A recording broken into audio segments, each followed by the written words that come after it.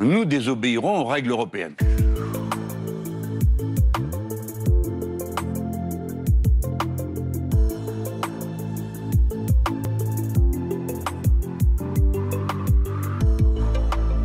Tout ce qui est dans le programme sur lequel nous allons nous accorder, si ça entre en contradiction avec les règles européennes, nous désobéirons aux règles européennes. Les traités européens sont des engagements qui ont été voulus par les pays, donc c'est des engagements initialement volontaires.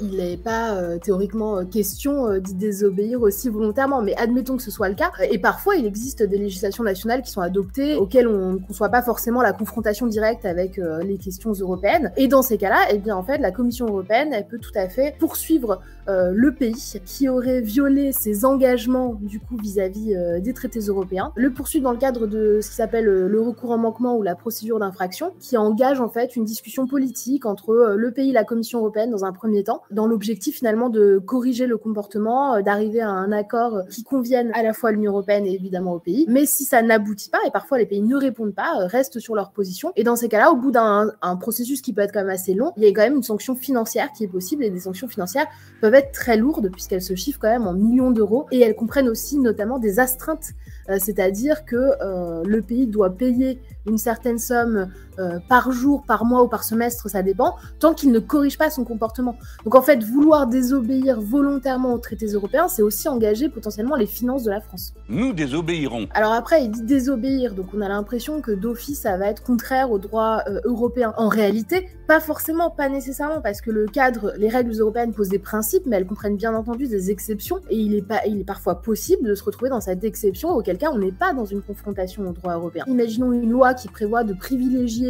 les produits locaux pour des questions environnementales, elle pourrait rentrer dans le cadre de l'exception ou de la dérogation, on va même dire, parce qu'il est légitime en fait de vouloir préserver l'environnement, auquel cas finalement c'est pas de la désobéissance aux règles européennes, mais on reste dans le cadre de l'Europe qui a bien prévu cette option de dire très bien, pour des raisons environnementales, parce que c'est justifié, parce que c'est proportionnel, donc c'est du cas par cas quand même, attention, cette législation qui paraît contraire au droit européen ne l'est pas. Est-ce qu'on peut désobéir aux règles européennes? Je me suis entendu dire « Ah ben vous allez faire l'Europe à la carte ».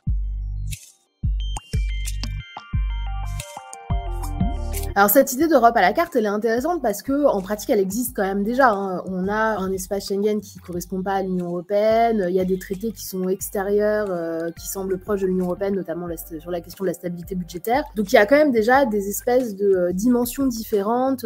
Le parquet européen concerne pas tous les pays. Le concept d'Europe à la carte, disons, est souvent rapproché aussi de celui d'opt-out, c'est-à-dire de sortir de certains pans de règles, ce qui est possible, ce qui est fait par exemple par le Danemark ou à l'époque le Royaume-Uni, mais ça c'est prévu en amont, c'est-à-dire que c'est négocié dans le cadre des traités sur l'Union européenne. Donc la dernière fois, c'était le traité de Lisbonne en 2007, qui a été signé en 2007. Et à ce moment-là, il était bien prévu, il a été négocié entre les États membres de l'époque, et bien que le Danemark et le Royaume-Uni pourraient bénéficier de situations d'opt-out. La désobéissance, si elle est immédiate, elle est contraire au droit européen, mais si elle se fait dans le cadre d'une nouvelle négociation des traités qui pourrait venir bientôt, d'ailleurs, parce que c'est cyclique, et donc la dernière fois date de 2007, donc il est possible que bientôt les États se réunissent à nouveau les 27 et discutent ensemble d'une grande modification des traités, auquel cas, il pourrait tout à fait être possible d'envisager des opt-out, y compris pour la France ou d'autres pays, et donc peut-être de prolonger des situations d'Europe à la carte ou d'en créer des nouvelles, mais donc dans le cadre de négociations entre les 27. Tout le monde désobéit aux règles européennes. Les Allemands, les Danois, tout le monde. Les Hongrois et les Polonais, dont on ne parle pas assez parce que... Bon, peu importe. Qui, eux, ils désobéissent sur des questions qui ont à voir avec les droits de l'homme. Non, clairement, on ne peut pas l'affirmer de cette façon. Il y a des États qui, effectivement, adoptent des normes qui semblent contraires au droit européen, mais qui, en fait, se font en accord avec l'Europe. Donc, on ne peut pas parler de désobéissance dans ce cas-là, il me semble, parce que si c'est négocié, ça semble difficile de l'associer à la désobéissance. Dans le cas polonais et hongrois, il y a une forme de désobéissance, mais qui se situe sur un terrain des valeurs qui est encore une strate supérieure. Et effectivement, l'Union européenne n'était pas forcément dans un objectif de défendre des grandes valeurs il y a encore une dizaine d'années. C'est assez intéressant ce qui se passe avec ces deux pays parce que finalement, ça positionne l'Union européenne, ça la repositionne même sur des grands principes. Et là, effectivement, Enfin, c'est difficile de dire qu'il y a une forme de désobéissance, puisque le fait d'affirmer ces valeurs, c'était pas quelque chose de finalement si clair que ça avant qu'elles soient violées.